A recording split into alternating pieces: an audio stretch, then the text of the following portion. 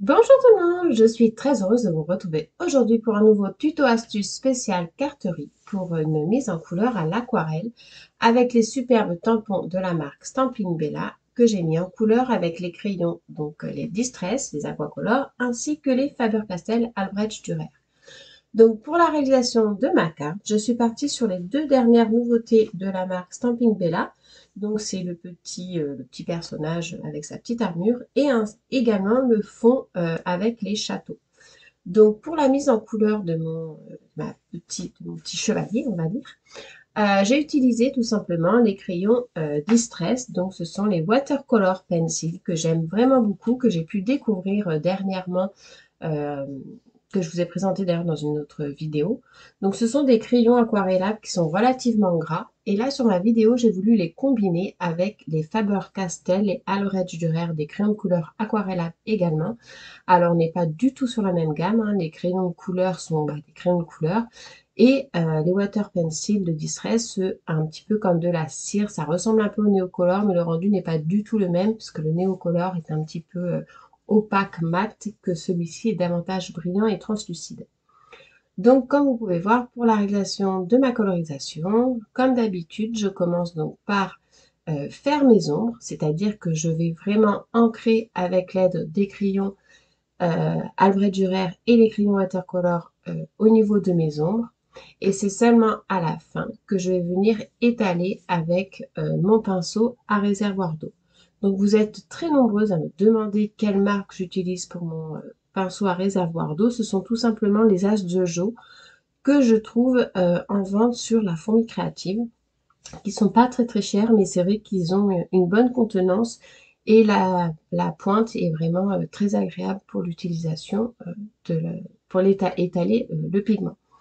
Donc toujours pareil, quand je fais ma colorisation à l'aquarelle, je commence par la partie, en fait, la pointe de mon ombre que j'ai fait pour pouvoir étaler dans la partie la plus claire et je reviens sur la partie plus foncée et je lâche toujours la pointe de mon pinceau au plus foncé afin que le dépôt du pigment reste dans la base la plus foncée et pas dans la base la plus claire afin d'avoir un très joli dégradé.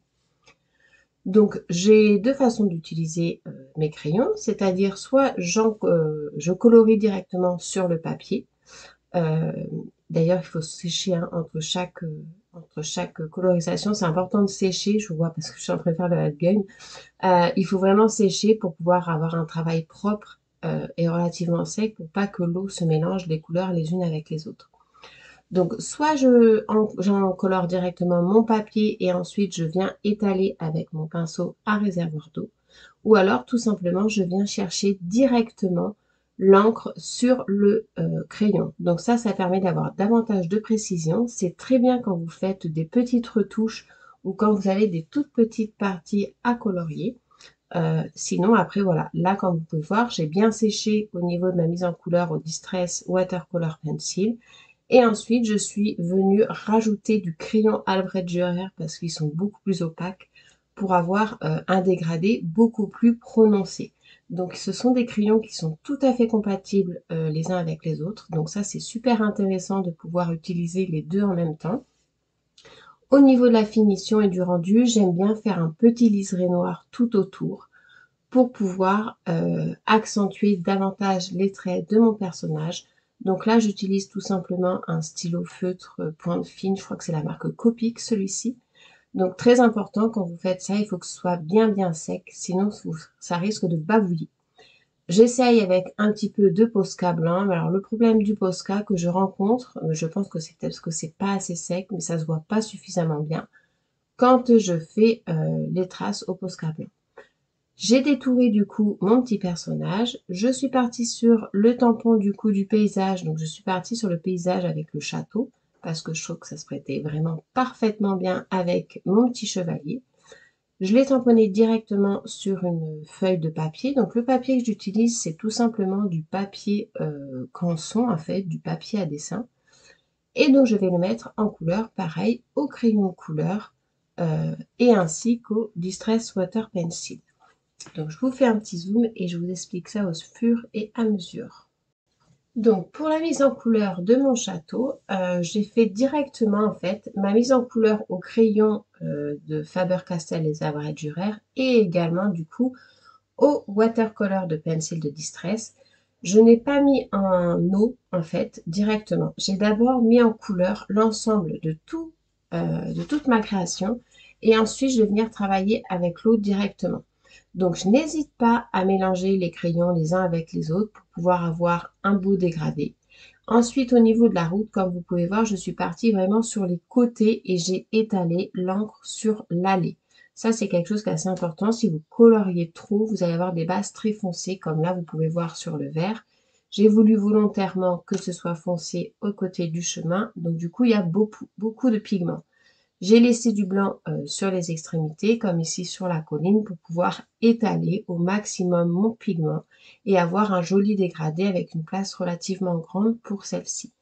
J'hésite pas surtout entre chaque changement de couleur ou quand il y a un excédent d'eau de rincer mon pinceau avec une petite lingette. Pour plus de précision, je viens chercher l'encre directement sur la pointe de mon pinceau à la fin. Et bien sûr, après, on sèche bien un petit peu de brillant avec des stylos gel. Et le tour est joué. C'est vraiment très facile à réaliser. Donc, pour la réalisation de ma carte, je suis descendue un peu plus bas pour avoir un peu plus de profondeur au niveau de ma création, sachant que je vais venir coller mon chevalier par-dessus avec un petit titre. Donc, en fait, ça va se fondre dans la masse. J'ai découpé ma carte aux dimensions carrées pour que ça rentre sur ma carte déjà que j'avais pré-découpée. Je mets du double face au verso pour pouvoir le rehausser sur du papier, c'est du cardstock rouge tout simplement pour bien que ça ressorte avec le petit château du centre. Je la rehausse également sur du papier blanc pour pouvoir avoir un joli cadre blanc tout autour. Et pareil, je vais donc du coup coller la carte surmontée du papier cardstock rouge sur le blanc. Ensuite, je vais venir placer mon petit chevalier. Voilà, comme ceci. Le chevalier, ce que je fais, c'est que je le colle avec de la mousse 3D, vraiment pour donner un effet de profondeur et de volume par rapport au motif qui est au fond, donc ce qui fait vraiment le fond de la carte.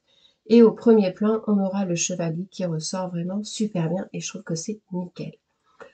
Pour un peu plus de profondeur également, je vais rajouter, donc là le titre que j'ai mis c'est tout simplement l'humeur vagabonde, c'est un tampon de la marque L'encre et l'image que j'adore beaucoup.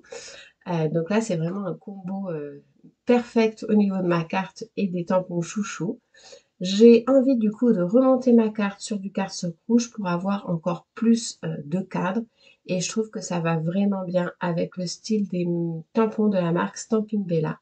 C'est vraiment un plaisir à mettre en couleur et je trouve que le rendu est vraiment super sympa.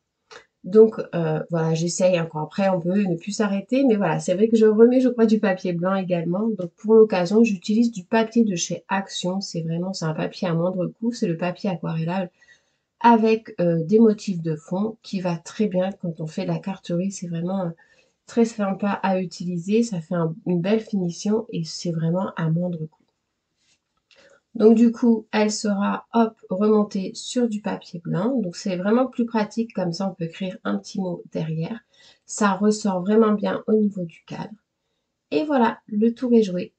J'espère que mon petit tuto vous aura plu. Si ça vous a plu, n'hésitez pas à liker, partager et vous abonner pour ne louper aucune vidéo. Je vous dis à très bientôt et je vous souhaite une excellente fin de journée. À très bientôt. Bye!